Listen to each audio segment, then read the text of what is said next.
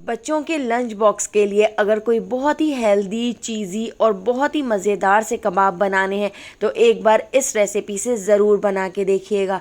बच्चों को इतने पसंद आएंगे कि बच्चे रोज़ाना इसको स्कूल लंच बॉक्स में ले जाना पसंद करेंगे। और सबसे ख़ास बात यह है कि ये कबाब बहुत ही हेल्दी भी बनकर तैयार होते हैं, क्योंकि हम इसमें काफ़ी सब्जियों का भी इस्तेमाल करेंगे। क्योंकि ये सारी सब्जियां बच्चों को खाना बिल्कुल पसंद नहीं होता, तो हम इनको हेल्दी तरीके से बनाएंगे।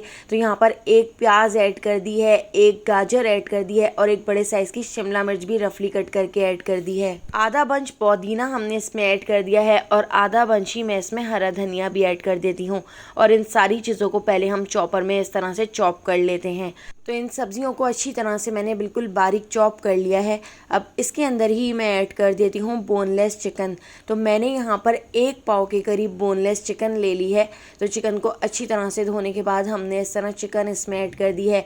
यहाँ पर 2 छोटे साइज़ के लेमन ले लिए हैं, तो लेमन जूस भी हम इसके अंदर ऐड कर देते हैं।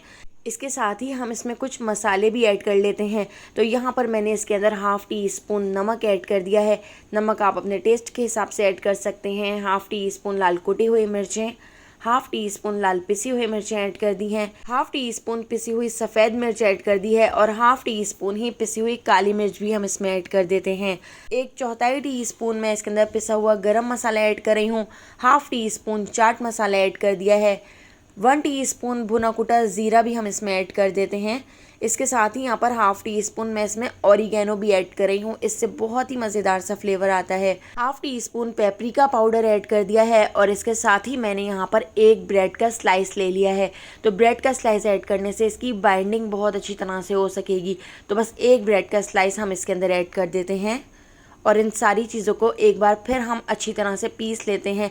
इनको हमने इतना पीस लेना है कि इसका बिल्कुल बारीक सा इस तरह से कीमा बनकर तैयार हो जाए। एक बार आप ये चीज़ी कबाब बनाकर ज़रूर देखिएगा। इसका टेस्ट भी बहुत ही ज़्यादा मज़ेदार होता है और इसका जो चीज़ पिघल कर बाहर आता है वो तो बहुत ही ज़्यादा टेस्टी लगता है। तो इन सारी चीज़ों को चॉपर में हमने बिल्कुल बारीक इस तरह से पीस लिया है और इसको पीसने के बाद अब मैंने इसको 1 घंटे के लिए फ्रीज़र में रख दिया था, क्योंकि अभी ये मिक्सचर काफ़ी पतला सा था। जब आप इसको फ्रीज़र में रख देंगे तो ये थोड़ा सा हार्ड हो जाएगा।